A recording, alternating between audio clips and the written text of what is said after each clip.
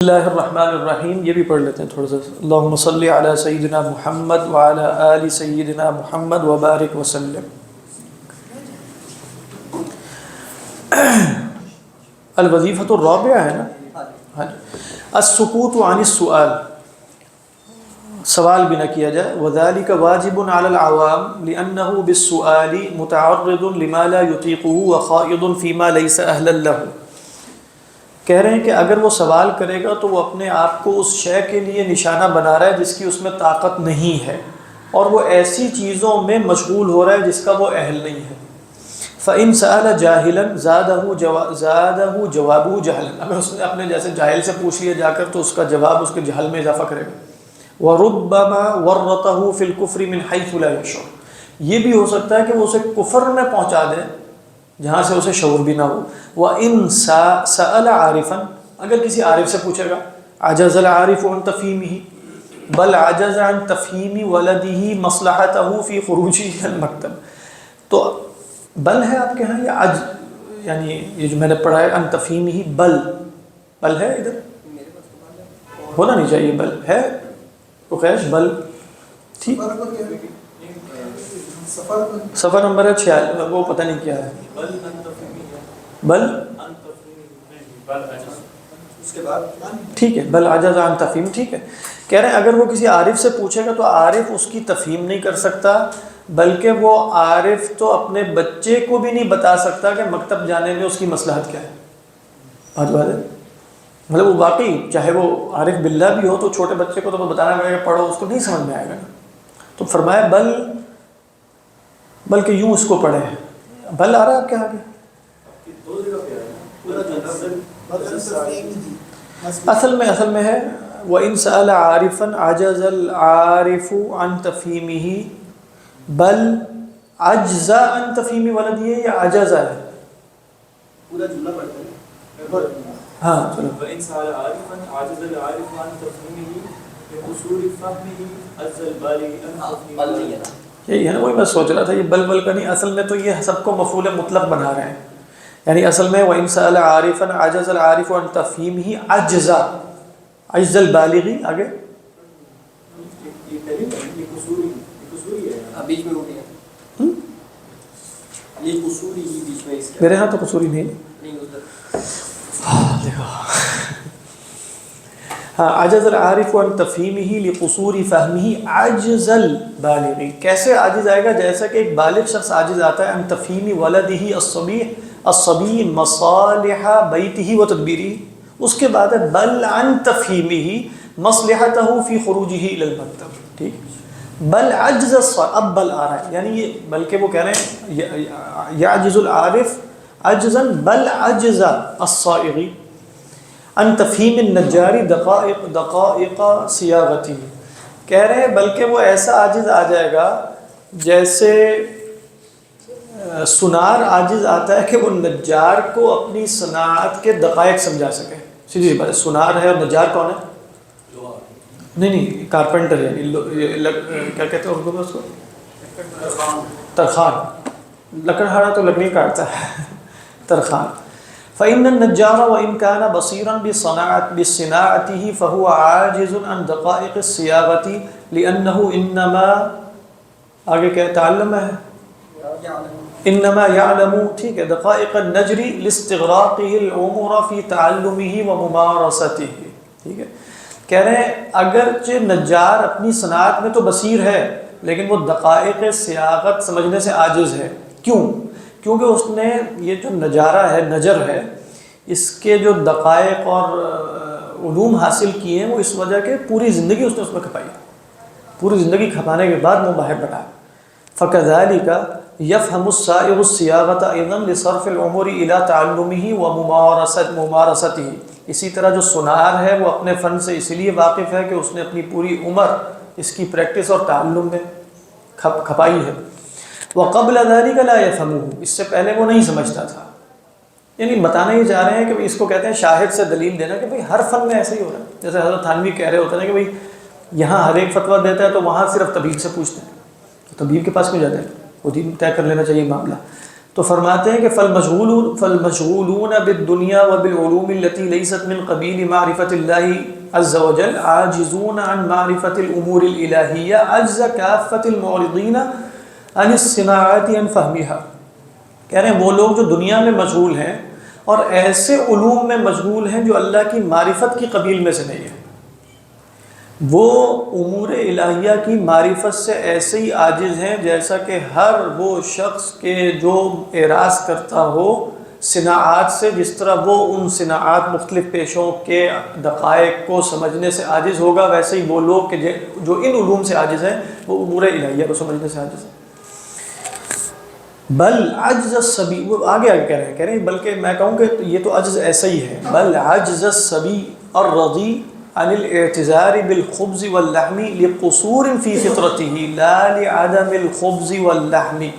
کہہ رہے ہیں بلکہ یہ تو وہ اس بچے شیر خار بچے کا عجز ہے، یعنی عجز، کہ جو اعتذار کس سے کرتا ہو؟ خبز سے اور لحم سے. یعنی بچہ ہے چھوٹا سا، وہ لحم اور خبز نہیں کھا سکتا.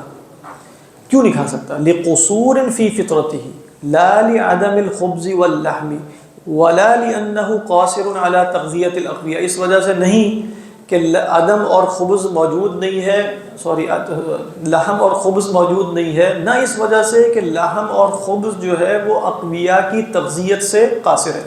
یعنی اس کے اندر صلاحیت بھی ہے، خبز کے اندر اور لحم کے اندر موجود بھی ہے، لیکن بچہ عاجز ہے اس سے فائدہ اٹھانے سے. کیوں عاجز ہے؟ اس لیے لقصور فی فطرتی ولیس لقصور فی اللحم والخبز. اچھا کہہ رہے ہیں لیکن طبع الضعفاء قاصر عن التغذی به فمن اطعم الصبی الضعیف اللحم والخبز وامکنه من تناوله فقد اهلكه. کہہ رہے ہیں وجہ یہ ہے کہ جو ضعیف لوگوں کی طبع ہے نا، وہ اصل میں اس لحم اور خبز سے تغذی سے عاجز ہے، قاصر ہے. تو جس نے بچے کو، جو چھوٹا سا ضعیف سا بچہ ہے، اس کو لحم اور خبز کھلا دیا اور اسے اس کے تناول کا موقع دے دیا تو اس تو ہلاک کرے گا اسے. اسی طرح اگر کوئی عامی ان مسائل میں پڑھے گا اور عارف جو ہے وہ ان مسائل کو کھول کھول کے بیان کرنا شروع کر دے گا، تو یہ ایسے ہی ہے جیسے بچے کو جس کے دانت بھی نہیں ہیں اور جس کا معدہ بھی کچھ ہضم نہیں کر سکتا، اس کو لحم اور خبز کھلایا جائے. یہ ہے اصل میں تشبیہ جو بتانا چاہ رہے ہیں. وَكَذَلِكَ الْعَوَامُ إِذَا طَلَبُوا بِالسُّؤَالِ هَذِهِ الْمَعَانِي يَجِبُ زَجْرُهُمْ وَمَنْعُهُمْ وَضَرْبُهُمْ بِالدِّرَّةِ، جس کو درہ بھی کہتے ہیں. عوام بھی اگر اس طرح کے سوالات کریں نا کہ بتاؤ ان کے کیا معنی ہے، تو ان کو ڈانٹا جائے، روکا جائے، بلکہ درے سے تھوڑی پٹائی بھی کر دی جائے. جیسے حضرت عمر کرتے تھے. وہ ایک صاحب نے آ کے پوچھنا شروع کیا مدینہ میں بہت اس طرح کے متشابہات، انہوں نے اس کی تھوڑی سی ٹھکائی کی، اس کا دماغ بالکل، اس نے کہا امیر المومنین سب خناس جو ہے وہ نکل گیا. واقعی کچھ جگہوں پر یہ ضروری ہوتا ہے. تو فرمایا کما کان یفعلہ عمر رضی اللہ عنہ بکل من سأل عن الآیات المتشابہات. یہ ہے وہ بات. ٹھیک ہے. یہ مسئلہ یہ تھا نا کہ اس زمانے میں درے سے پٹائی کر دی تو اس کا دماغ درست ہو گیا. اب وہ حضرت عمر سے پوچھنا تھوڑی جائے گا، وہ تو گوگل پہ سرچ کرے گا، وہ تو چیٹ جی پی ٹی سے دیکھ لے گا. تو اب وہ نہ اس کی پٹائی ہوگی نہ کچھ ہوگی، بلکہ وہ یہ سمجھے گا کہ جوابات بھی حاصل ہو گئے صحیح قسم کے. شرح صدر. وَكَمَا فَعَلَهُ رسول اللہ صلی اللہ علیہ وسلم فی الانکار علی قوم رآہم خاضوا فی مسألة القدر وسألوا عنہ. اللہ کے رسول صلی اللہ علیہ وسلم بھی آپ نے بھی غصہ فرمایا اور انکار کیا اس قوم پر کہ جب آپ نے انہیں دیکھا کہ وہ مسائل قدر میں بحث و مباحثہ کر رہے ہیں اور سوالات کر رہے ہیں. فقال صلی اللہ علیہ وسلم فبہذا نہیں ہوگا ابی ہذا امرتم وقال انما هلك من كان قبلكم بكثرة السؤال. تم سے پہلے لوگ بھی کثرت سوال کی وجہ سے ہلاک ہو گئے. او لفظ هذا معنی، یہ اللہ کے رسول نے کوئی ایسی بات کی تھی جس کا معنی یہ ہے، جیسے ہم کہتے ہیں او کما قال النبی صلی اللہ علیہ وسلم کما اشتہر فی الخبر ولہذا اقول. یہ بڑی اہم بات ہے. جہاں عوام الناس سے خطاب ہو، جہاں آپ کی بات ہر ایک سن رہا ہو، وہاں ایسے مسائل ڈسکس نہیں کیے جائیں گے. کیا فرماتے ہیں؟ وَلِهَذَا أَقُولُ يَحْرُمُ عَلَى الْوُعَاظِ عَلَى رُؤُوسِ الْمَنَابِرِ. یہ جو وائز کرنے والے ممبروں پہ کھڑے ہو کر الجواب یعنی یحرم الجواب، عن هذه الأسئلة بالخوض في التأويل والتفصيل، ان پر حرام ہے کہ وہ ممبروں پر کھڑے ہو کر اس طرح کے مسائل کا جواب دیں تعویل اور تفصیل کے ساتھ۔ بل الواجب علیہم الاقتصار على ما ذکرناه وذکرہ السلف، ان پر واجب ہے کہ اسی پر اختصار کریں جو ہم نے بتا دیا اور جو سلف نے ذکر کیا۔ بات واضح؟ اچھا آگے دیکھیں، لیکن پھر بھی مبالغہ کس میں کرنا ہے؟ نفی تشبیہ میں، یہ اس عوام کے سامنے بھی کرنا ہے، بار بار آگے بھی آئے گا۔ یہ بڑی اہم بات ہے، کیونکہ میں نے جیسے پہلے بھی عرض کیا تھا کہ مبالغہ فی نفی تشبیہ کو کچھ لوگ یہ کہہ رہے ہیں کہ ان مسائل کو ڈسکس کرنا، میں بتا، اور امام غزالی کی مثال دیتے ہیں۔ اب آپ کو سمجھ میں آ رہا ہے کہ امام غزالی کیا فرما رہے ہیں؟ عوام کے سامنے مبالغہ نفی تقسیم کا یہ ضروری ہے، ضروری، بار بار بتائیں گے، یہ علم الکلام میں داخل ہونا نہیں ہے، یہ عقیدے کی درستگی ہے۔ تو کیا فرماتے ہیں؟ کہہ رہے ہیں وہ کیا ہے جو ہم نے اور سلف نے ذکر کیا ہے؟ وَهُوَ الْمُبَالَغَةُ فِي التَّقْدِيسِ وَنَفْيِ التَّشْبِيهِ وَأَنَّهُ تَعَالَى مُنَزَّهٌ عَنِ الْجِسْمِيَّةِ وَعَوَارِضِهَا وَلَهُ الْمُبَالَغَةُ فِي هَذَا بِمَا أَرَادَ، کہہ رہے ہیں اس میں جتنا مبالغہ کرنا ہے نا وہ کر لے بے شک، جتنا مرضی مبالغہ کرے، کس کے سامنے؟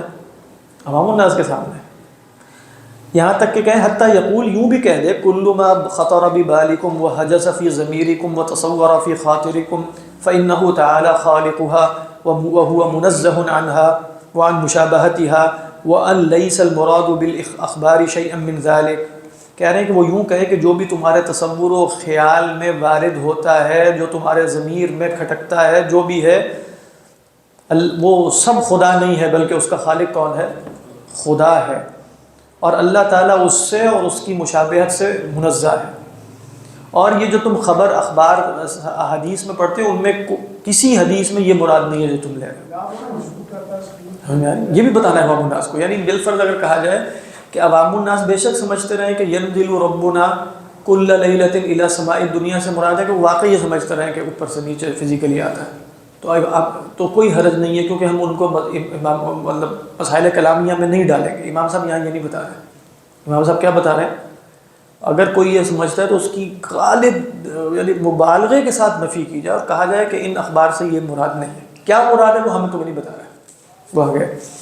وَأَمَّا حَقِيقَةُ الْمُرَادِ فَلَسْتُم مِّنْ أَهْلِ مَعْرِفَتِهَا وَالسُّؤَالِ عَنْهَا، ٹھیک ہے؟ تو تم کیا کرو پھر عوام الناس سے کہ ہم سے کیا کہا جائے گا؟ فَاشْتَغِلُوا بِالتَّقْوَى، اللہ کا تقوی اختیار کرو۔ فَمَا أَمَرَكُمُ اللَّهُ تَعَالَى بِهِ فَافْعَلُوهُ وَمَا نَهَاكُمْ عَنْهُ فَاجْتَنِبُوهُ وَهَذَا قَدْ نُهِيتُمْ عَنْهُ، جس کا حکم دیا گیا وہ کرو، جس سے روکا گیا روکو، اور اس سے تو تمہیں روکا گیا۔ فَلَا تَسْأَلُوا عَنْهَا وَمَهْمَا سَمِعْتُمْ شَيْئًا مِّن ذَلِكَ فَاسْكُتُوا، اور اگر تم کو اس طرح کی باتیں سنو بھی تو خاموش رہو۔ وَقُولُوا آمَنَّا وَصَدَّقْنَا وَمَا أُوتِينَا مِنَ الْعِلْمِ إِلَّا قَلِيلًا، اور کہو کہ ہم مانتے ہیں، تصدیق کرتے ہیں، ہمارے پاس تو علم ہی بڑا تھوڑا، ٹھیک ہے؟ وَلَيْسَ هَذَا مِن جُمْلَةِ مَا أُوتِينَا، اور یہ ان امور میں سے نہیں ہے جو ہمیں دیے گئے ہیں، بات واضح، یہ ان امور میں سے نہیں ہے جو وَمَا أُوتِيتُم مِنَ الْعِلْمِ إِلَّا قَلِيلًا، اور یہ ہمیں نہیں دیا گیا۔ کہا جا رہا ہے کہ عوام الناس یہ بات کہا کرے، ٹھیک ہے؟ یہ اہم بات نہیں، اہم بات ہے کہ وہ بتا رہے جا رہے ہیں کہ سلف کا مسلک یہ ہے کہ آپ نفی تشبیہ میں مبالغہ کریں، مبالغہ اس لیے کیونکہ کچھ لوگ کہتے ہیں کہ کیا لوگوں نے کھول لیا ہے کہ آج کے زمانے میں مجسمہ اور فلاں، بھئی وہ ہے نا لوگوں کا عقیدہ ابھی تک اس طرح کا ہے کہ نہیں، یعنی کچھ لوگوں کا خیال ہے کہ چونکہ مغرب اور جدید گمراہیاں آ گئی ہیں نا، تو پرانی گمراہیوں کو چلتے رہنے دینا چاہیے۔ یہ کوئی طریقہ ہے؟ احون نہیں ہے نا، ہم دیکھ رہے ہیں، ہم امام غزالی اس کو احون کہہ رہے ہیں یا یہ صنم پرستی کہہ رہے ہیں؟ اس لیے میں بتانا یہ چاہ رہا تھا کہ امام صاحب یہ آخری زمانے میں کتاب لکھ رہے ہیں، اور علم الکلام کا دامن، علم الکلام سے چھڑواتے وقت بھی پورا دامن پکڑا ہوا ہے کیونکہ یہ سب مسائل علم الکلام کے، لیکن ابھی یہ وظائف چل رہے ہیں اور آگے بڑی اہم بحث ہے، تعویل کی بحث آئے گی، تفسیر کی بحث آئے گی، بہت اہم ہے۔ اچھا پھر جمعرات کو انشاءاللہ آپ جا رہے ہیں، آپ ادھر ہی ہیں؟ اچھا اچھا، یعنی آپ ہمارے ساتھ نہیں ہوں گے، پھر مزہ کیسے آئے گا؟